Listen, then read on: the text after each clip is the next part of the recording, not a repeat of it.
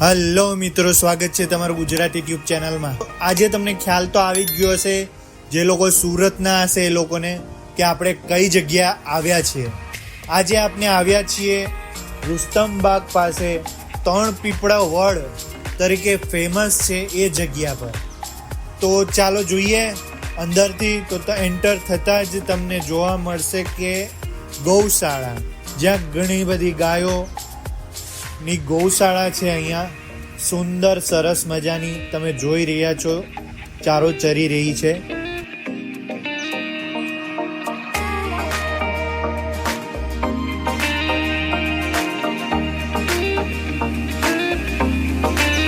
અને આ બાજુ તમને જોવા મળી રહ્યો છે હનુમાનજીનું મંદિર।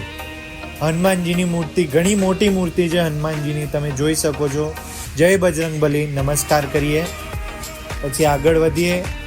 અને જો તમને આવા ને આવા વિડીયો જોવા માંગતા હોય સુરતને લગતા, તો ચેનલને સબસ્ક્રાઈબ કરી દેજો અને વિડીયોને લાઈક કરવાનું ભૂલતા નહીં, કારણ કે આવા ને આવા ઇન્ફોર્મેટિવ વિડીયો અહીંયા અપલોડ થતા રહેશે। તમે મંદિરની અંદર એન્ટર થતાં આગળ વધતા જ મંદિરનું ગેટ જેવું છે, જ્યાં લખેલું ચારધામ મંદિર।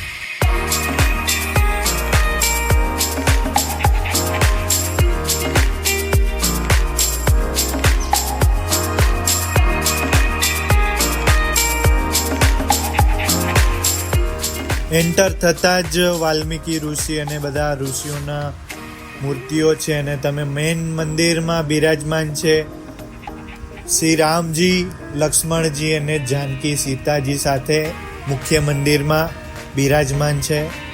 અને બીજા પણ ઘણા બધા મંદિર અંદર છે, આપણે જોઈએ।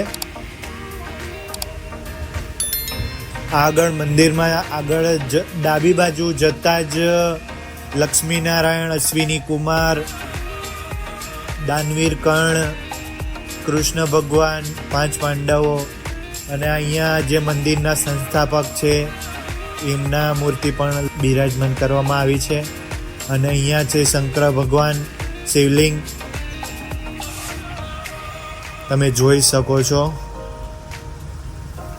ઘણું જૂનું મંદિર છે અહીંયા, અને આ જગ્યા પણ ઘણી જૂની છે। આનો ઇતિહાસ પણ ખૂબ જ મહત્વનો છે અને જૂનો છે। અહીંયા માતાજી બિરાજમાન છે, તમે જોઈ શકો છો। અલગ અલગ મૂર્તિઓ પણ બિરાજમાન છે।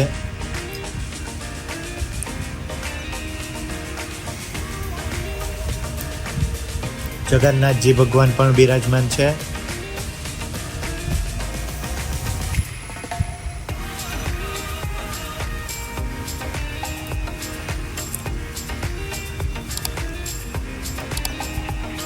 અને તમને